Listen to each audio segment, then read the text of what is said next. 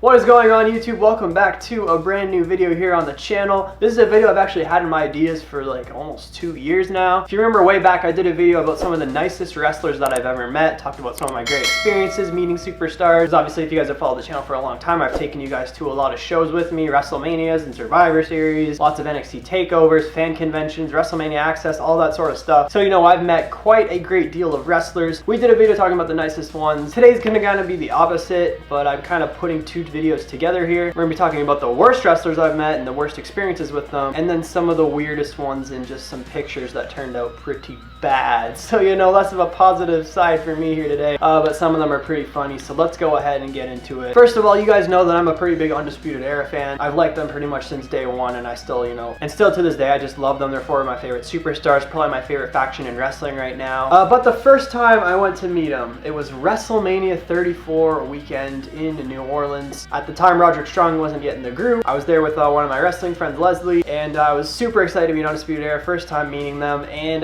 you know, I'm there, I'm going to do the pose, and I get the Undisputed Era pose wrong. I have my fingers backwards, so it looks like it says EU instead of UE. Yeah, my friends really didn't let me live that one down for a while. But the good part was I got to meet them again and fix that, and they actually laughed at it. If you saw my Ringside Fest video, Roderick Strong actually had to like fix my hand again just to make sure I got it right. But yeah, as long as I got to write that wrong, but that one was pretty funny. Next up comes from a WrestleMania 33 weekend, and I was in line to meet Naomi. I was there with my mom and my sister at the time, and my mom goes up before me, and without me knowing, she decides to play a joke and tell Naomi that I have a big crush on her. And not only that, not 5 minutes before, she was like, oh, you should actually take your camera up and vlog instead of having me just record it. So yeah, she went up there and she's like, you know, my son Tanner's got a pretty big crush on you and he wants to do some sort of a video thing. So yeah, it was kind of just awkward. Naomi was just kind of like extra nice and kind of looked at me weird whenever I met her, and I just didn't have any idea why, and then my mom told me that afterwards and I was pretty pissed. Next up, this one was actually a pretty cool experience, meeting Shinsuke Nakamura. This was WrestleMania 32 weekend. It was the night after his debut match in NXT when he fought Sami Zayn. And you know,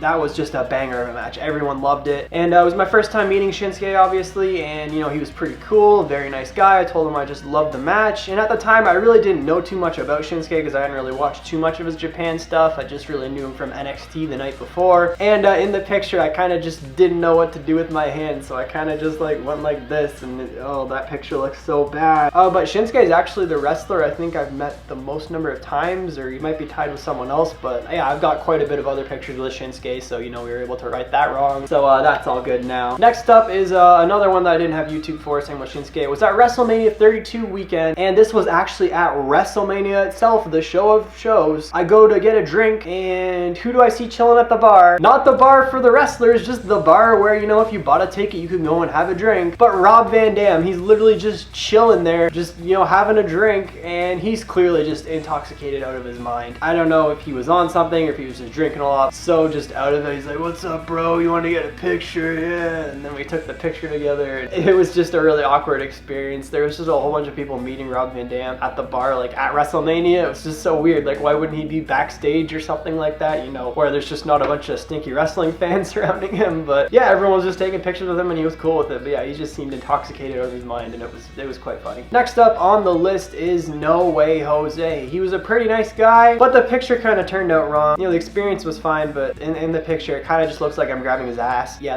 that's just kind of awkward. Looks like I'm grabbing No Way Jose's ass. And next up is Jinder Mahal. I've met him twice, I believe. I met him at WrestleMania one time and he was super cool, but this was after a SmackDown show. I was staying at the same hotel as him, just happened to be, and I saw him in the lobby and tried to take a little bit of a video with him, and he just didn't seem to be having it. He was just kind of like standing there, just straight face, you know. I was like, Jinder Mahal, and he's just like, it was a little bit of an awkward experience meeting Jinder Mahal at the hotel there that one time after a SmackDown show a few years back. Yeah, he didn't want to be there at all. He just probably wanted to go to sleep or something, and then there's some kid just bugging him to try and take a picture. Next up on the list is the one that really pissed me off the most, and this one was my VIP, my premium VIP, I think, at WrestleMania 32, the one you have to pay like extra money to get that ticket for, and it was Dean Ambrose. And I was super excited to meet him. This is my first WrestleMania. I think this is my first access session, one of the first superstars I get to meet, and it's Dean Ambrose. And two things kind of made it really bad. One, the girl who was like running the entire thing, was just kind of like rushing everyone through it and standing like in the middle of the picture, so that kind of ruined the picture for me. And number two, Dean Ambrose was just not having it all. You can literally see in the picture, he's just got his arm up. He wasn't talking to anybody at all. It was just take the picture next. You know, it was a bit disappointing considering it was a VIP and you pay extra money to meet this guy, and that's just happening. I don't want to say he was mean or anything, because you never know what those wrestlers are going through in their personal lives and all that at the time, but he just seemed like he did not want to be there at all, and it kind of just made the experience kind of for me. And I've heard a lot of people say the same, that just Dean Ambrose seems like he never wants to really be there at meet and greets, but you know, maybe it's different now that he's in AEW and Jon Moxley in a bit of a better place than